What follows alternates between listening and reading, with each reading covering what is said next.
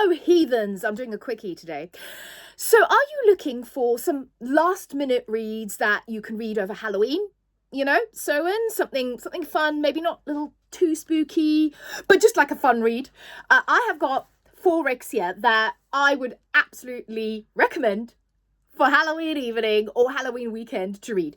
So the first one is this amazing book here. This is They Own the Night, and this is by Amy McCall. Now, first of all, let's appreciate that cover, because that just reminds me of Spike crossed with the Lost Boys, which is actually kind of a good pitch for this book.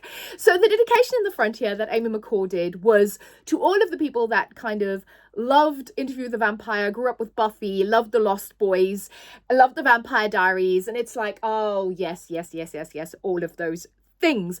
So first of all, the setting of this is fantastic. This is set in the 80s. Let me just double check. It's 1988.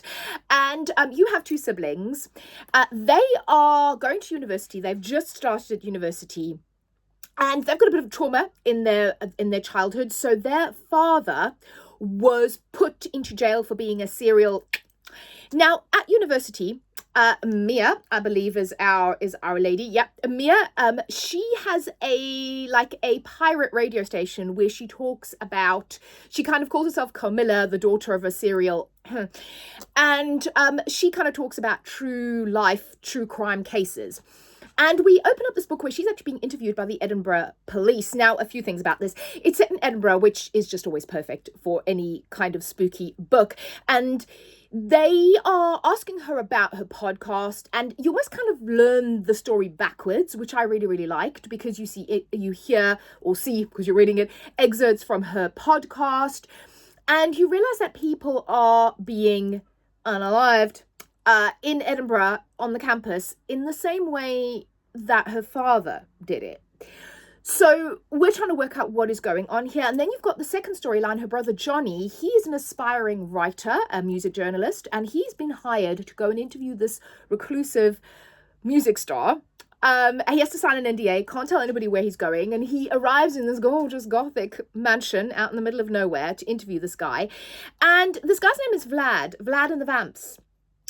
And, his onstage persona was very vampiric.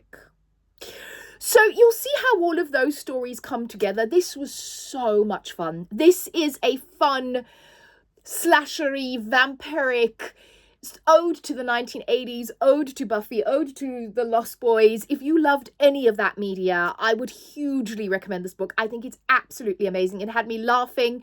It had some genuinely creepy bits in it. I just thought it was fantastic. I love this.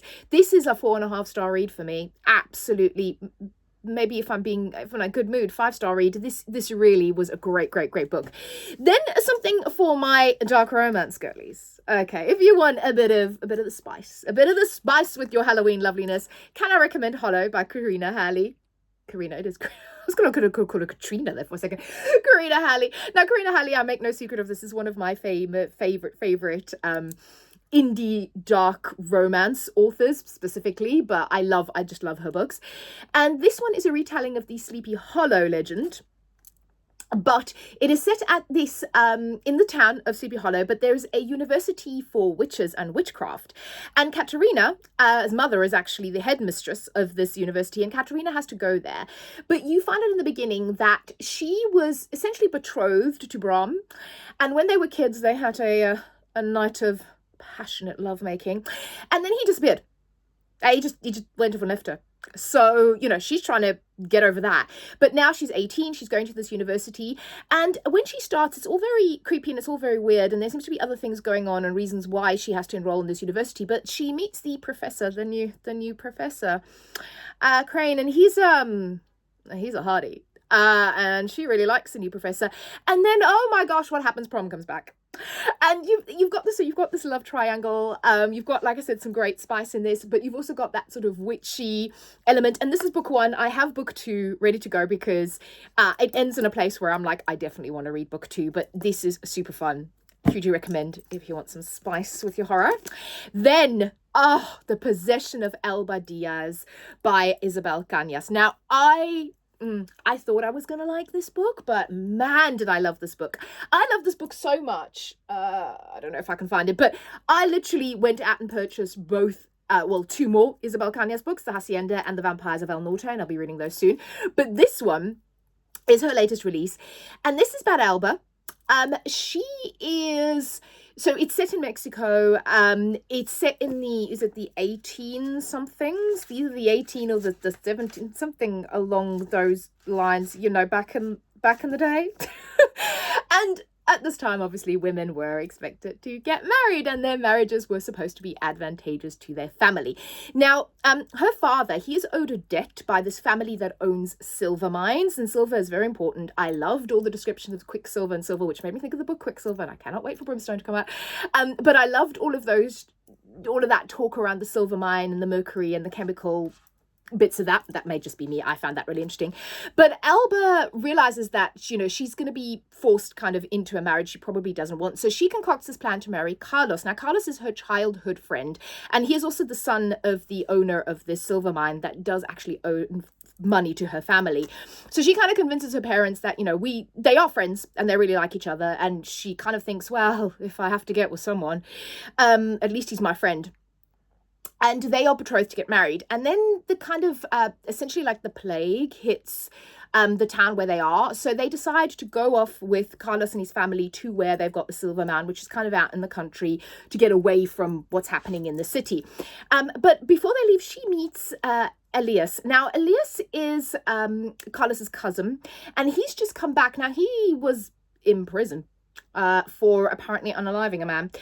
But she seems to have quite a attraction to him from the get-go, but also there's a lot of kind of family secrets and things going on. There's more to his backstory than we're told in the beginning.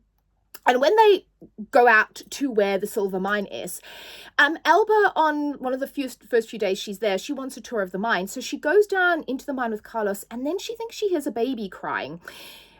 And she kind of goes to find the baby, but alas, no baby. Of course, when Elba comes back out of the mine, she may have changed a little bit.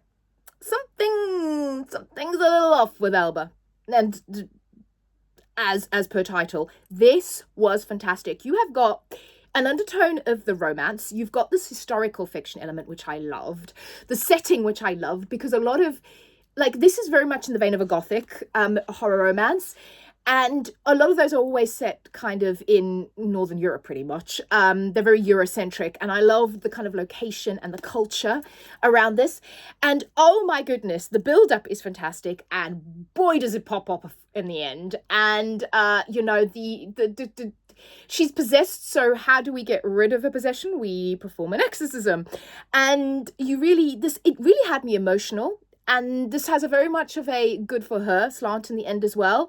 But I absolutely adored this. Everything from the writing to the way the story was portrayed, the way Elba is as a main character. Like I said, that ending, the kind of emotions, the discussions on class, on race, on religion, on, your place in society, women, all of that stuff. Fantastic book, but also just a rollicking great possession story, if that's what you're looking for. This is an easy 5-star. This may even be a 6-star read for me. Loved it. Read it. And then the final one is Slowfoot by Bram. Yes, I am the last person on the entire planet to read this book. Thank you very much. Yes, I'll be expecting an award very soon.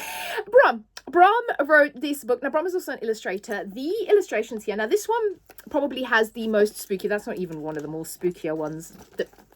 Yeah. This is probably the most spooky out of the three of them. But I thought this was fantastic. So this is in 1666, and it is, again, in this Puritan town. Our main character, Abatha, she's been sent to marry one of the men in this Puritan town because apparently they can't find women because they're Puritans. And her parents sort of sent her out there to marry this guy. She's like, great, thanks, wonderful. And it's very oppressive. It's Puritan, what more shall I say? But her husband's actually a really sweet guy. But unfortunately, something happens to him and he expires. So Abatha's left on her own, but of course, a woman on her own in this time, not good. Also, her deceased husband's brother is a scoundrel and a horrible man, and he actually has debts to pay, so he put up his brother's farm as collateral, and the brother was fighting him before he passed, and Abatha's trying to fight him off still. Now, of course, he's not happy about this. A woman speaking back to him, particularly at this time. So we can imagine what she gets accused of. Yeah, a witch. And so you have that element. And I would say that there's also this really kind of pact with the devil part of this. There's some really creepy entities. But what I actually loved about the entities was, I think this has a real deeper message around Earth and Mother Earth and humans invading Earth, and what we do to the land, what we do to each other, religious zealots, all of that. I think there's some really good themes explored in this, sort of below the surface of, again, a really rollicking, good, creepy horror story. I love this. Again, good for her, all of those elements of women being oppressed, of what it's like to be in this puritanical society and be subservient and expected to shut your mouth and open your legs. But it is just, I love this book. I absolutely loved it. I get the hype. I get why everybody, I think I saw one single negative review, but other than that, most people really love this, and with good reason. It's fantastic. Again, the most spooky, the most creepy. The images certainly might keep you up at night if you're of a delicate, if you're delicate. But if not, just enjoy it because it's amazing. It is fun. Those are my reads. Let me know what you're reading for Halloween. Let me know if you've got a specific book picked out for the great big event of the night, or just any good horror book recommendations, and let me know if you've read any of those. I'll speak to you all again soon. Bye.